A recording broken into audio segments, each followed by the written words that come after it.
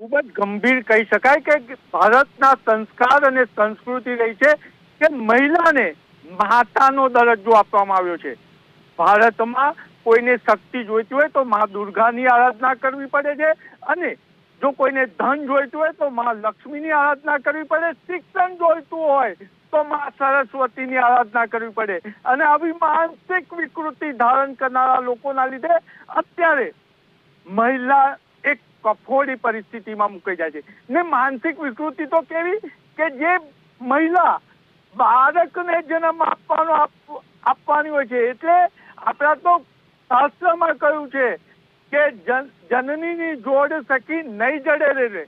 ત્યારે આવી માનસિક વિકૃતિ ધરાવનાર લોકો માટે સંસ્કારી નગરીની મહિલાઓ, અને એમાં પણ ખાસ કરીને આ એ મહિલા છે કે જે મહિલાઓ પર વડોદરાના 30,000 લોકોએ, નાગરિકોએ વિશ્વાસ મૂક્યો છે. આપણી સાથે વડોદરા મહાનગરપાલિકાના પૂર્વ ડેપ્યુટી મેયર પણ છે. આપણે એમને પૂછીશું, શું કે છો નંદાબેન, ગર્ભવતી મહિલા અને એક કપડા બદલતી હોય તેવો વિડીયો યુટ્યુબ ચેનલો પર અપલોડ થઈ રહ્યો છે. આખી ઘટનાને તમે કેવી રીતના જોઈ રહ્યા છો? આપણા માધ્યમથી મને જે પ્રશ્ન પૂછવામાં આવ્યો છે, ત્યારે એક મહિલા માટે આવી વિકૃતિ ધરાવતો જે પણ વ્યક્તિએ આ વિડીયો બનાવ્યો છે, એ વ્યક્તિને તાત્કાલિક કોને બનાવ્યો છે, કેમ બનાવે છે, આના પાછળનું કારણ શું, અને શા માટે મહિલાઓને બદનામ કરવાની? મહિલા એક માતા છે, એક બહેન છે, કોઈની વહુ છે, સાસુ છે, કેટલા પ્રકારના રૂપ ધરાવતી મહિલા છે. અને જે ભાઈએ, જે વ્યક્તિએ આ વિડીયો ઉતાર્યો છે, એને પણ કોઈક એક માતાના કુખમાંથી જન્મેલો છે, એટલું એને ધ્યાનમાં રાખવું જોઈએ. કદાચ એ વ્યક્તિએ જે વ્યક્તિનો બહેનનો વિડીયો ઉતાર્યો છે એના જગ્યા પર એની માતા હોત તો આ પ્રશ્ન સૌથી, જે વ્યક્તિ આવી વિકૃત માણસથી ધરાવતા છે એ વ્યક્તિએ આનો વિચાર કરવો જોઈએ. અને એક મહિલાઓને આવું બદનામ કરવાનું જે કૃત્ય કરવામાં આવે છે, ક્યારેય સાચી લેવામાં નહીં આવે. કારણ કે મહિલાઓ એક શક્તિ છે, રણચંડી છે, એક માતા છે, જનની કહેવામાં આવે છે. ત્યારે આ મહિલા જયારે રણચંડી બને છે ને, ત્યારે કોઈનું સાંભળ્યા વગર એ સંહાર કરવા નીકળી પડે છે. અને મને એવું લાગે છે કે આ જે પણ વ્યક્તિ આ કૃત્ય કર્યું છે, આપણા માધ્યમથી હું એક જ કહીશ કે એ વ્યક્તિ કોણ છે, કયા દવાખાનામાં થયું છે, ડોક્ટરના ત્યાંના સીસીટીવી કેમેરા તપાસવામાં આવે, એ વ્યક્તિનો તપાસ થવો જોઈએ, ને એને કડકમાં કડક શિક્ષા થવી જોઈએ, અને એવો સબક બેઠાડવો જોઈએ કે ફરીવાર કોઈ મહિલા શા માટે મહિલાઓના વિડીયો ઉતારે. ક્યારે એવું જોયું છે કે એક મહિલાએ ભાઈને આવી રીતના વિકૃત તરીકે કૃત્ય કર્યું છે? નો, નેવર, ક્યારેય નહીં. ત્યારે મહિલા, અમારી બધી જ મારી સાથે કાઉન્સિલર મારી સાથે હાજર છે, ક્યારે કોઈ એક મહિલા એવું નહીં કરે કે કોઈ મહિલાનું આવી રીતના દેખાડે, અને ભાઈઓનું પણ ના દેખાડવું જોઈએ, પણ કડકમાં કડક સજા થવી જોઈએ. આપણા માધ્યમથી હું એ કહું છું કે ભાઈને કડકમાં કડક સજા થવી જોઈએ. આ રણચંડી જયારે બનશે, રણચંડી ત્યારે શું કરશે એનો તમે, એની શક્તિ શું છે એનો તમે એ નહીં માપી નહીં શકો એની શક્તિ. પરંતુ આજે મહિલા શાંત છે, પણ એને વિકૃત સમજતા નહીં, એને અબલા સમજતા નહીં. એ શક્તિમાન છે, અને શક્તિમાન કાયમ માટે રહી. બેન, મહત્વની બાબત છે કે આજે યુટ્યુબ ચેનલ પર વિડીયો ડાઉનલોડ થઈ રહ્યા છે. હોસ્પિટલની સીસીટીવીમાં જે સીસીટીવી કેમેરા મૂક્યા છે એ જ વિડીયો અપલોડ કરી રહ્યો છે. અને તમે કેટલું ગંભીર ગણો છો? આ ગુનો જ્યાં હોસ્પિટલમાં થયો છે, હોસ્પિટલ અને જ્યાં ગર્ભવતી મહિલા માટેનું જે હોસ્પિટલ છે, આજે ગર્ભવતી મહિલા હોસ્પિટલમાં જાય અને એમના બાળકનું આવનાર પેઢી માટેની જે તપાસણી થતી હોય, આ એક ખૂબ સિક્રેટ વસ્તુ હોય છે. અને આ સાયબર ફ્રોડ અને સાયબર જે પૈસા કમાવાનો માધ્યમ આ વિકૃત માણસ લીધેલો છે. તો આમાં જ્યારે મહિલા કોઈ ગર્ભવતી હોય, ક્યાં તો બીજી પણ કોઈક મહિલાઓની સ્ત્રી રોગના નિષ્ણાતોને ત્યાં જવાની વખત આવે તો એ બહેનો ક્યાં જશે પછી? જો આવી રીતે એમને ડૉક્ટરના ત્યાંથી પણ સિક્યોરિટી ના મળતી હોય, અને ડૉક્ટરની આવી સ્ત્રી રોગના કમ્પાઉન્ડમાં કે એવી રીતે પણ એમને વિકૃત માનસ ધરાવનારા વ્યક્તિઓ એક્સપોઝ કરતા હોય, તો એક ખૂબ ગંભીર બાબત છે કે મહિલાને રસ્તા પર તો જાણે પોતાની અમાનત સમજીને છેડછાડી કરતા જ હોય છે. અને ડૉક્ટરના ત્યાં પણ આવું થાય તો ડૉક્ટરની સામે ડોક્ટરના લાયસન્સની સામે જ હું તો કહું છું કડકમાં કડક પગલાં લેવા જોઈએ.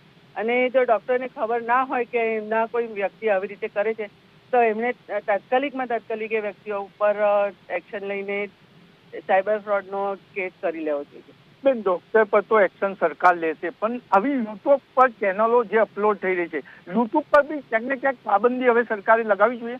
હા, ચોક્કસ. યુટ્યુબ પર એક જે ઓપન યુટ્યુબ આપેલું છે કે સાઇટ મૂકો અને તમે કેમેરા પર જે કંઈ રેકોર્ડ કરેલું છે એ તાત્કાલિક મૂકી દો, તો એને એક્સપોઝ કરતા કાં તો એને ફોરવર્ડ કરતા પહેલાં યુટ્યુબે પણ એની માટે પણ સરકારે એક સિક્યોર અને પાબંદીઓ લાવવી પડશે. આપણી સાથે અન્ય કાઉન્સિલર છે રશ્મિબેન. રશ્મિબેનને પૂછ્યું, શું કહેશો? માતા બાળકને જન્મ આપવાની હોય એનું ચેકઅપ માટે ગઈ હતી અને એના સીસીટીવી ફૂટેજ યુટ્યુબ પર અપલોડ થઈ રહ્યા છે અને માણસ પોતાની ચેનલના 900 રૂપિયા પણ વસૂલ કરી રહ્યો છે. અને કેટલું ગંભીર જુઓ છો, આવા સામે શું પગલાં લેવા જોઈએ? ગંભીર, ખૂબ દુઃખદ અને આઘાતજનક છે.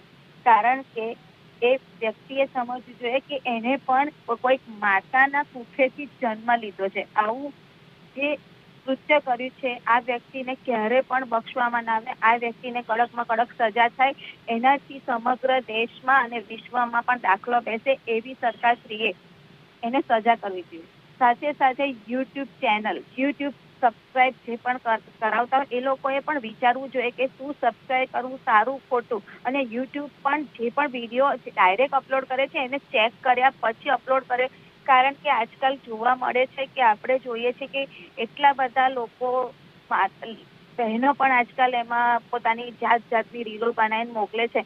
તો ઘણીવાર અમે પણ સ્ક્રોલ કરતા જોઈએ તો દુઃખ થાય છે કે બહેનો શું મૂકો છો અને કેટલા લોકો જોવે છે એનું ધ્યાન નથી રાખતા. તો એક આ વિષય યુટ્યુબે પર ધ્યાનમાં લેવું જોઈએ કે તાત્કાલિક અપલોડ કરવા કરતા સારું ખોટું જોયા પછી 5 સેકન્ડનો સમય લે અને અપલોડ કરે.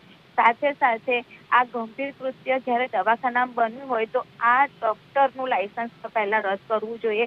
કારણ કે સીસીટીવી કેમેરા ક્યાં મૂકવા ક્યાં ના મૂકવા એના પણ ગાઈડન્સ છે, ગાઈડલાઈન છે, ફોલો કરવાની જરૂર છે. મહિલાઓની પ્રાઇવસીનું ધ્યાન રાખવાની ત્યાં ડોક્ટરના દવાખાનામાં ખાસ જરૂર છે.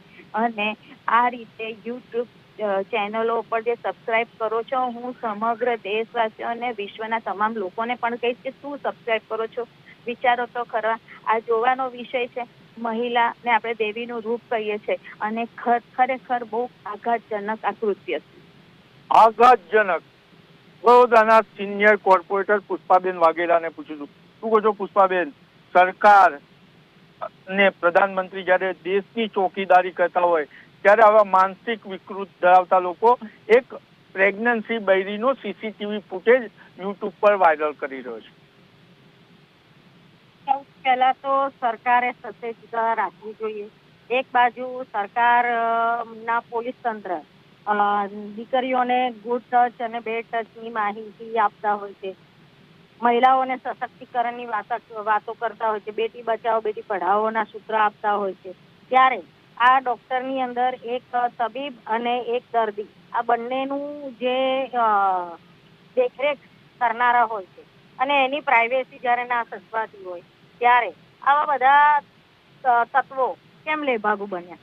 કોને આ દેખરેખ હેઠળ લેભાગુ બન્યા? પોલીસ શું કહે છે? કાયદો શું કહે છે? ગૃહ રાજ્યમંત્રી શું કહે છે? મુખ્યમંત્રી શું કહે છે? વિડીયો જાનો પણ હોય ત્યાંનો. સરકારે સત્વરે પગલાં લેવા જોઈએ અને કોઈ પણ હોય ચમરબંધી જેવું પણ કોઈ હોય એને તરત જ ડામી દેવો જોઈએ. અને આવા ડોક્ટરો હોય કે જ્યાં મહિલાઓની ચકાસણી થતી હોય ત્યાં મહિલા સાથે મહિલા જોડવી જોઈએ.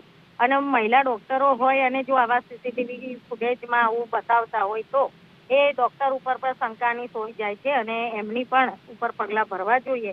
અને સરકારે સતર્કતા રાખીને એક બાજુ કુપોષણ નાથવાનું જ્યારે વાત કરતા હોય ત્યારે આવી મહિલાઓ જ જો તમે આ રીતે એનું માન સન્માન ગવાતું હશે તો કાલે ઉઠીને કોઈ મહિલા કોઈ ડોક્ટરના ત્યાં દવા લેવા પણ નહીં જાય અને ત્યારે કુપોષણનું પ્રમાણ વધશે. અને એના કારણે જ હું તો કહું છું કે સરકારે સત્વરે કાર્યવાહી કરવી જોઈએ. તમારા જેવી જાગૃત ચેનલના માધ્યમથી આ જ્યારે મુદ્દો અમારી સમક્ષ આવ્યો છે ત્યારે ખૂબ દુઃખ થાય છે, ખૂબ આક્રોશ પણ છે અને ખૂબ સારા સ્લોગન પાછળથી મહિલાઓની શું પરિસ્થિતિ છે એના ચિતારની ગંભીરતા પણ. બે મહત્વની બાબત છે કે એક બાજુ આપણી ત્યાં ફિલ્મ બનતી હોય છે એના પર સેન્સર બોર્ડ છે, તો આ સોશિયલ મીડિયા પર યુટ્યુબ હોય કે ફેસબુક હોય કે ઇન્સ્ટા હોય એના પર માનસિક વિકૃતિ ધરાવનારા લોકો જે અભદ્ર વિડીયો મૂકે છે, શું એના પર સેન્સરશિપ લાગવી જોઈએ? 100% સેન્સરશિપ લાગવી જોઈએ. અને કોઈ પણ વિડીયો હોય, સુપ્રીમ કોર્ટની ગાઈડલાઈન પણ છે કે આવા વિડીયો અપલોડ ન કરવા જોઈએ. તો લોકોએ પણ સચેતતા રાખીને એને અપલોડ ન કરવા જોઈએ. જે પણ કોઈ યુટ્યુબ પર એમણે જેને પણ મૂક્યું હોય એની પર પણ એક્શન લેવા જોઈએ, કારણ કે આ ખૂબ ગંભીર બાબત છે, ખૂબ દુઃખદ બાબત છે અને સરકારે આની પર ગંભીરતાથી પગલાં લેવા જોઈએ એવી મારી માંગ. એટલે આ હતા વડોદરાની મહિલાઓ જેમને કહ્યું છે કે સરકારે આની ગંભીરતા સમજવી જોઈએ. ત્યારે મારે પણ એવું કેવું છે કે જ્યારે પ્રધાનમંત્રી દેશની તિજોરીની ચોકીદાર કરતા હોય ત્યારે માહિતી પ્રસારણ મંત્રાલયે પણ હવે આવા સોશિયલ મીડિયા પર મુકાતા વિડીયો પર ચોકીદારી કરવી રહી. ચોક્કસથી નિલેશ, આભાર.